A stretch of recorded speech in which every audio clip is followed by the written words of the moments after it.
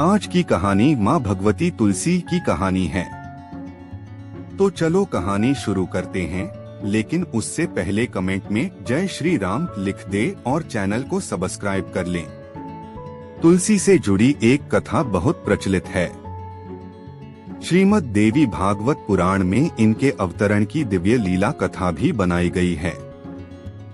एक बार शिव ने अपने तेज को समुद्र में फेंक दिया था। उससे एक महातेजस्वी बालक ने जन्म लिया।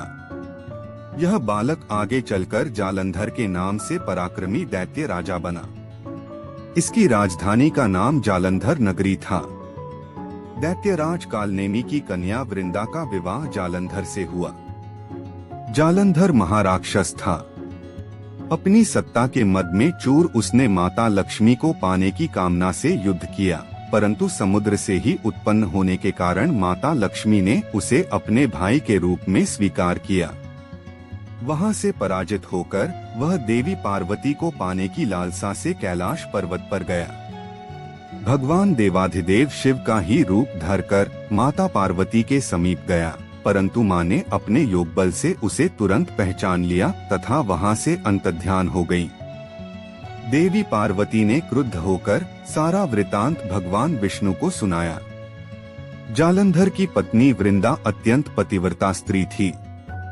उसी के पतिव्रत धर्म की शक्ति से जालंधर न तो मारा जाता था और न ही पराजित होता था।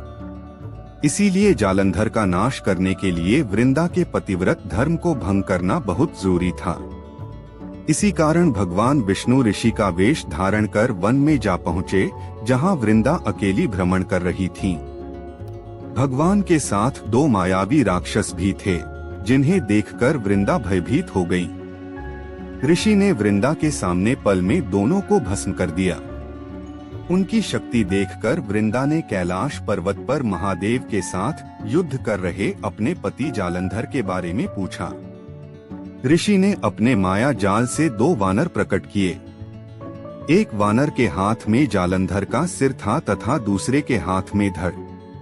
अपने पति की यह दशा देखकर वृंदा मूर्छित होकर गिर पड़ी। होश में आने पर उन्होंने ऋषि रूपी भगवान से विनती की कि वह उसके पति को जीवित करें। भगवान ने अपनी माया से पुनः जालंधर का सिर धड़ से जोड़ दिया, परंतु स्वयं भी वह उसी शरीर में प्रवेश कर गए। वृंदा को इस छल का जरा आभास न हुआ। जालंधर बने भगवान के साथ वृंदा पतिव्रता का व्यवहार करने लगी, जिससे उसका सतीत्व भंग हो गया। ऐसा होते ही वृंदा का पति जालंधर युद्ध में हार गया। इस सारी लीला का जब वनृदा को पता चला तो उसने क्रुद्ध होकर भगवान विष्णु को शिला होने का श्राप दे दिया तथा स्वयं सती हो गई। जहाँ वृंदा भस्म हुई, वहाँ तुलसी का पौधा उगा।